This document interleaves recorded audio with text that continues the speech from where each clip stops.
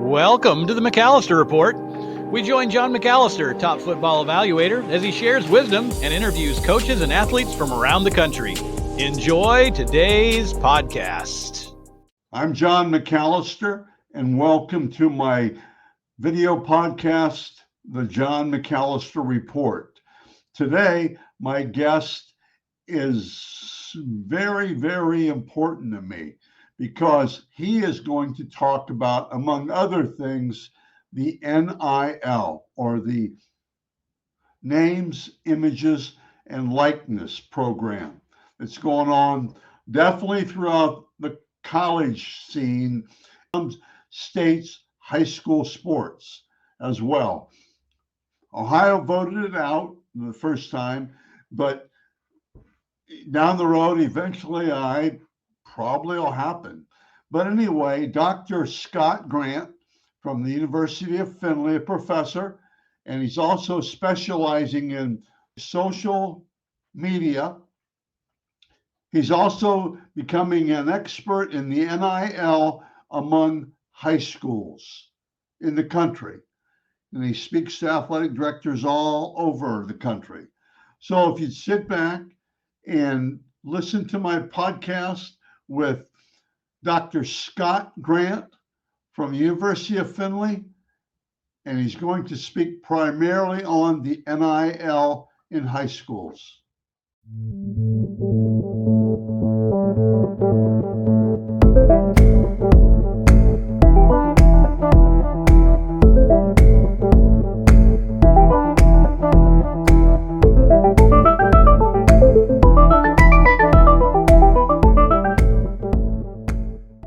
Okay, as I said earlier, my guest is Dr. Scott Grant, and Scott has a tremendous, he's not a motivational speaker so much, but he's a public speaker, and he does a lot of things with youth and sports and trying to help people.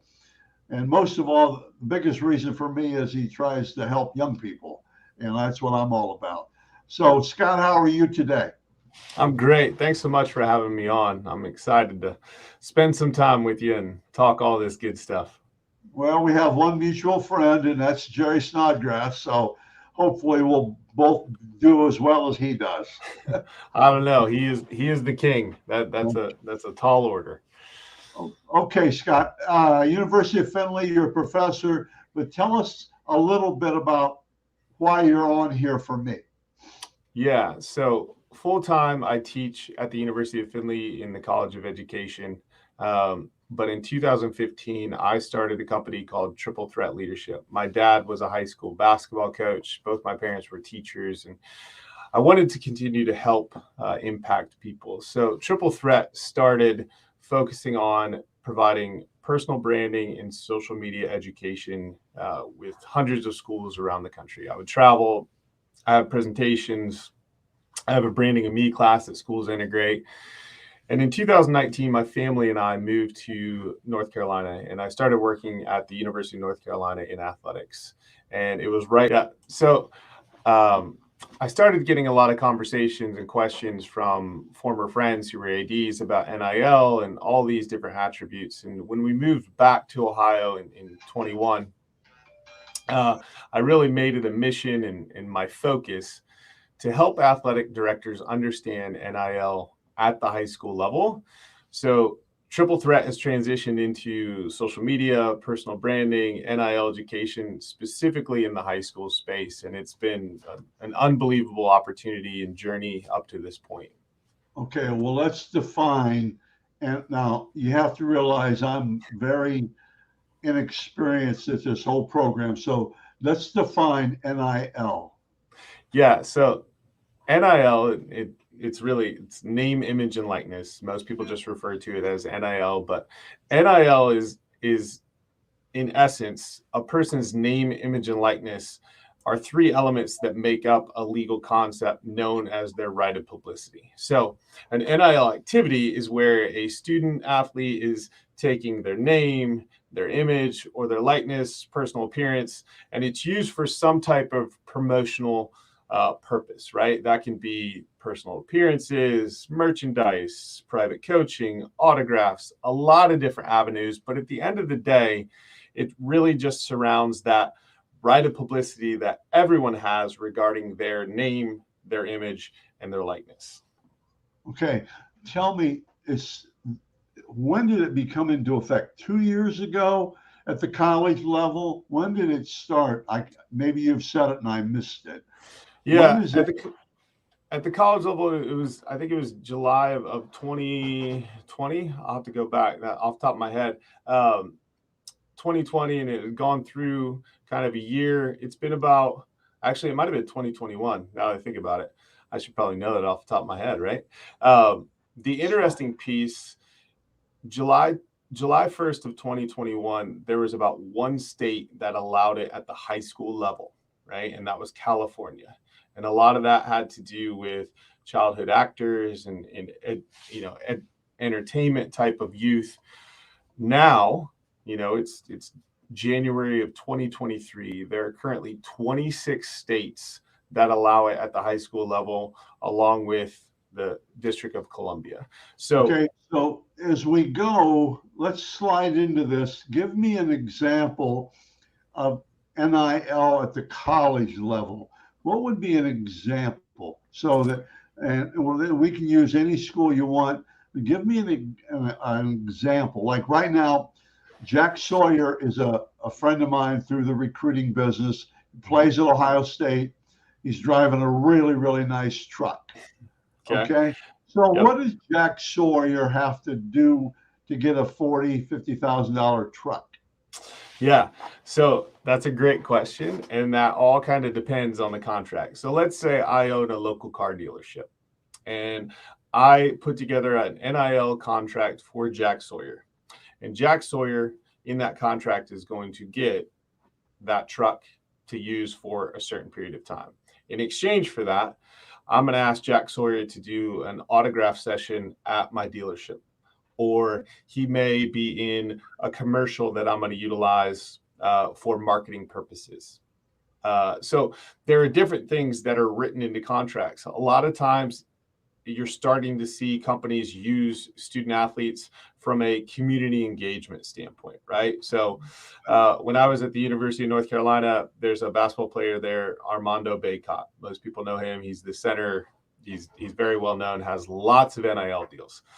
There was a local restaurant in town, Town Hall Burger, that would sign him to an NIL agreement, and he would be at Town Hall Burger on Wednesday night from 7 to 9 p.m. Personal appearance, right? So there's a lot of different ways in which this can look, but that's often a common one that you'll see at the college level. I think it's good because I know kids or players, like say, for example, Ohio State, they'll go out and have dinner with alumni. Okay, this is they can't fight, they can't beat this. I mean, right. They try, but the NCAA. But so I think this is one reason for why I like the NIL at the college level for sure, is because and I know this for a fact, by the way, the player would go to an alumni's house, Rich, and have dinner, play with their kids for 2 hours, and the dad would give them $500, say, hey, thanks for babysitting. So things like that go on, and I think we're oblivious to that or whatever.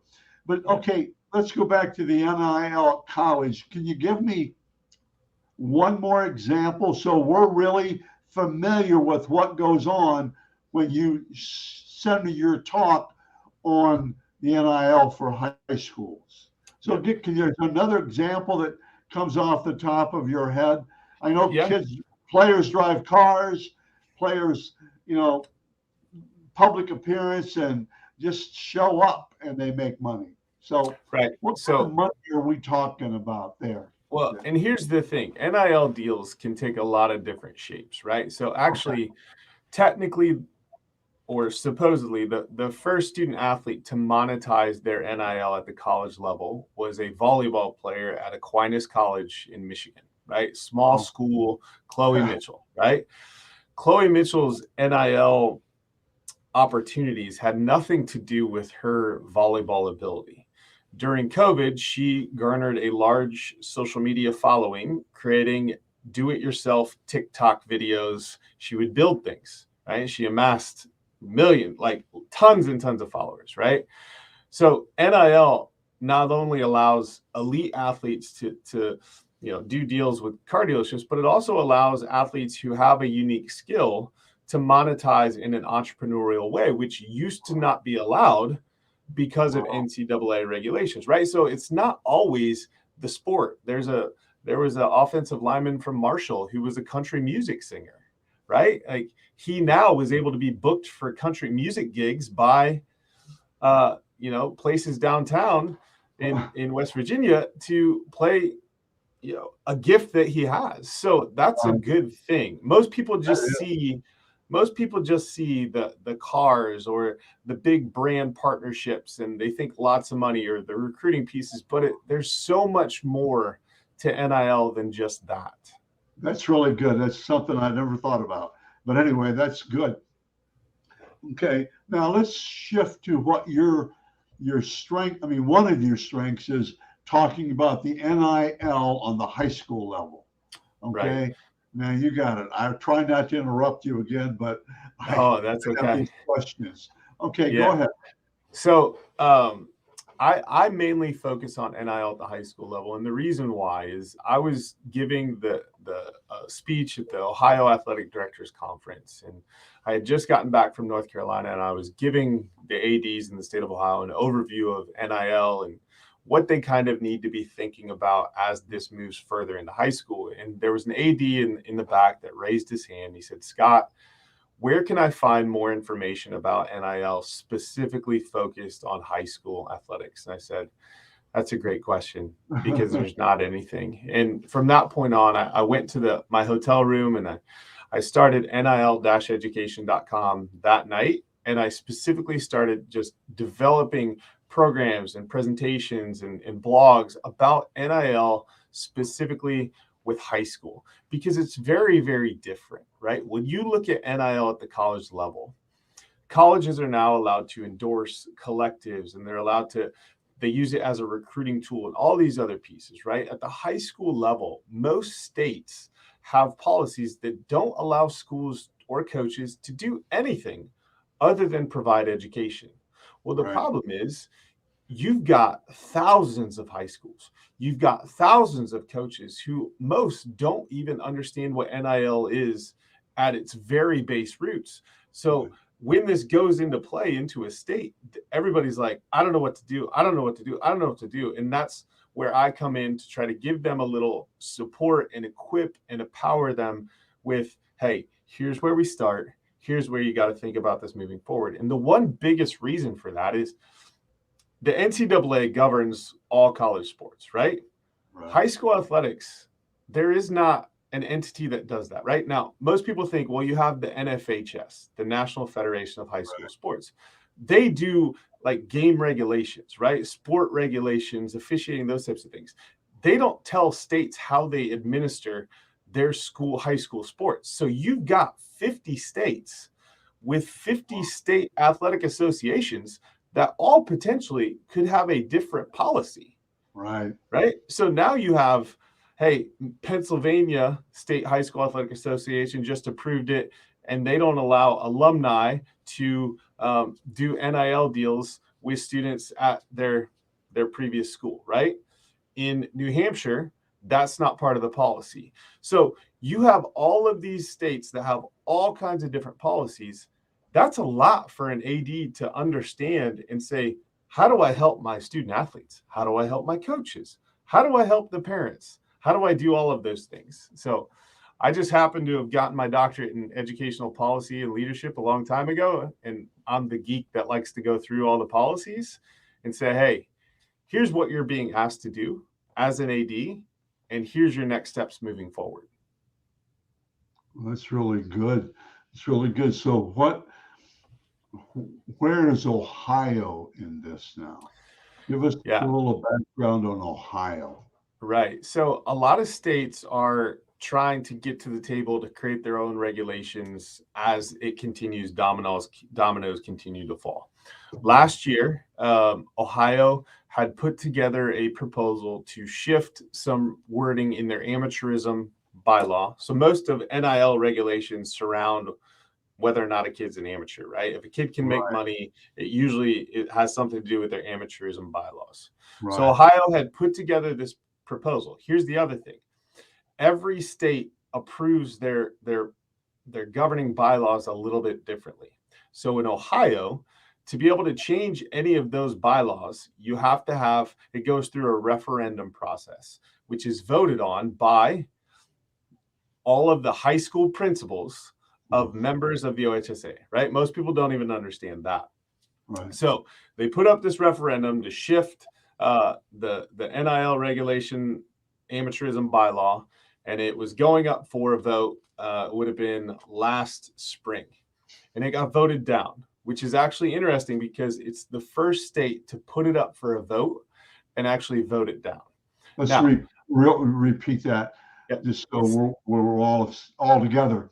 yep, is the Ohio. first state. Ohio was the first state that put up a change to allow NIL for its high school student athletes Okay. that actually got voted down. Right. Almost every other state has either just prolonged the vote or approved it. Ohio was the first one that had their member schools say, no, we don't want this yet. And they voted it down. Okay. I was working with a lot of schools and going to many of the OHSA meetings during that time that they were having with schools to try to figure out how I could help. And one of the biggest concerns was there wasn't much advice support from the OHSA in regards to what do ADs do next when this passes. And one big fear was that the vote, when it occurred, like when it ended, let's say it ended April 16th, if that would have passed, it would have gone into effect the next day, right? Wow.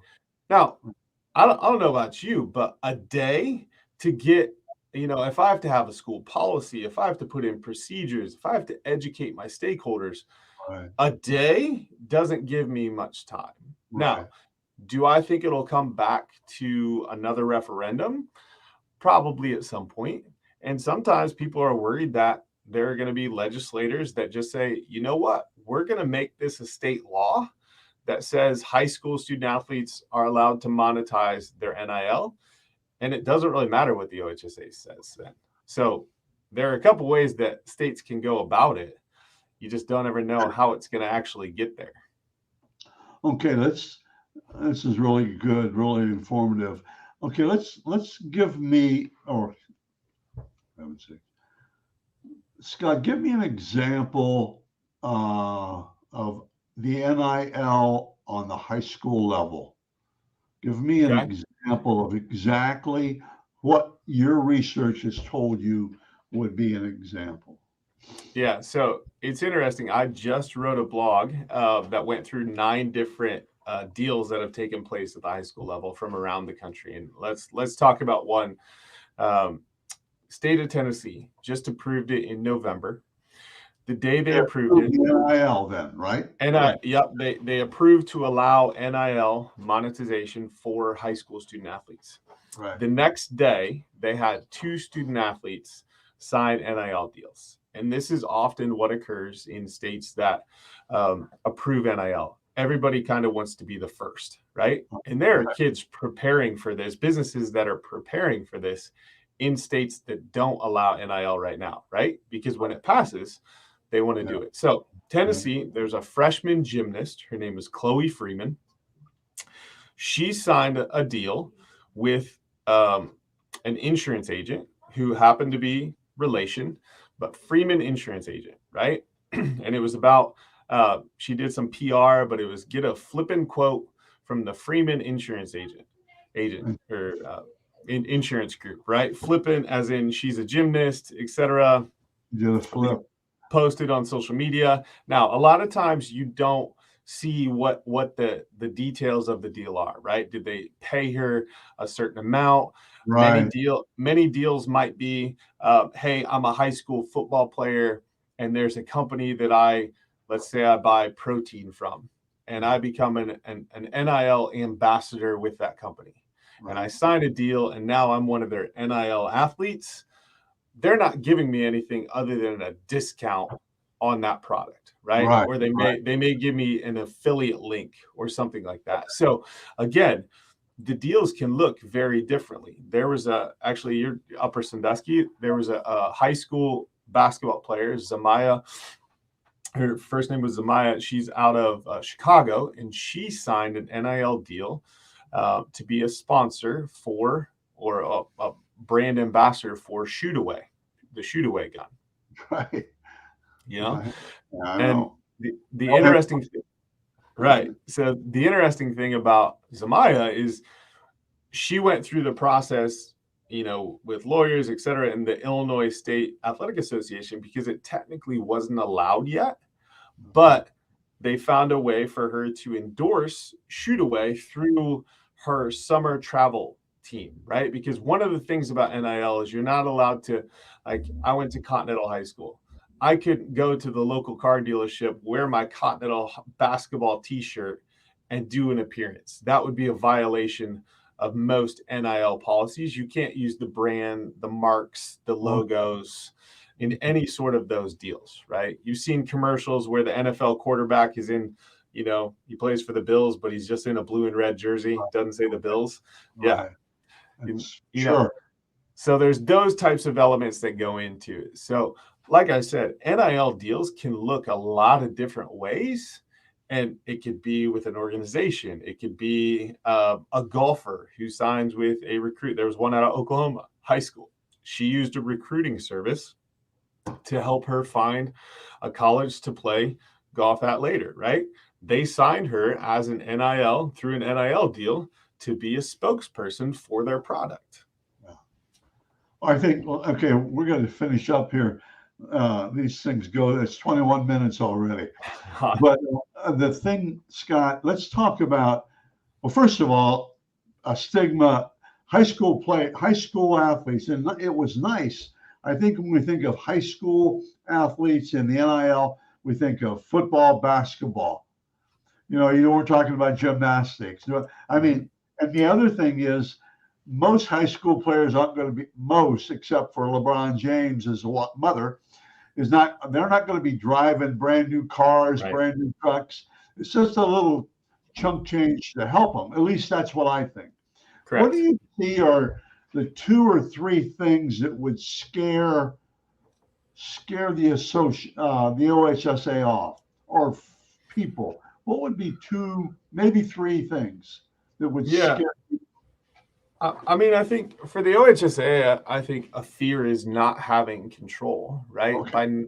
A lot of state associations are putting in language or regulations because they want a little bit of the control in regards to, and they would always say, if we don't come to the table now, we don't want someone else to cook the dinner for us and us not have it, which I understand. But for a lot of ADs, I think it's the fear of the unknown, right?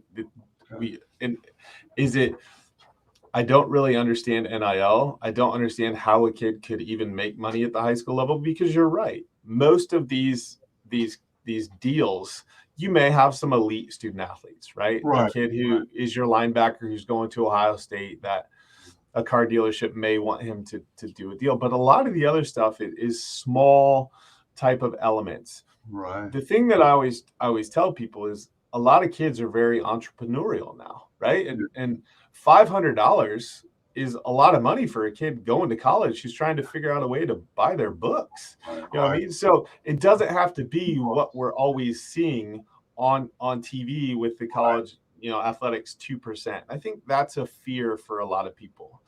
I always tell everyone, I never take a stance. I don't say, hey, this is good, this is bad. It's more about, here's what it is. Here are potential things that can occur. Here's what you should probably start considering. And I think the last fear, especially for school districts, they have so much going on, right? They have so much going on. I mean, I was an AD for 3 years. I learned underneath Jerry, who's the best I've ever seen, and I still got my doors blown off, right? Adding this on top of everything that you're doing, it's like, oh man, I don't know where to start, and I don't want to start. So I think that's the last piece of kind of, those fears or I don't Concern. think that's a good idea. Absolutely. Yeah. Well, Scott, I really appreciate you explaining this, and I will have you on again, I'm sure, if it's okay with you. Absolutely. With a little different subject. Now, it's time. Let's promote yourself, Dr. Scott Grant, Triple Threat Leadership. If you people Google that, I'm sure everything would come up. What's the easiest way to get a hold of you? Yeah, so you can email me at scott@triplethreatleadership.com. I have a website, www.triplethreatleadership.com, as well as nil-education.com.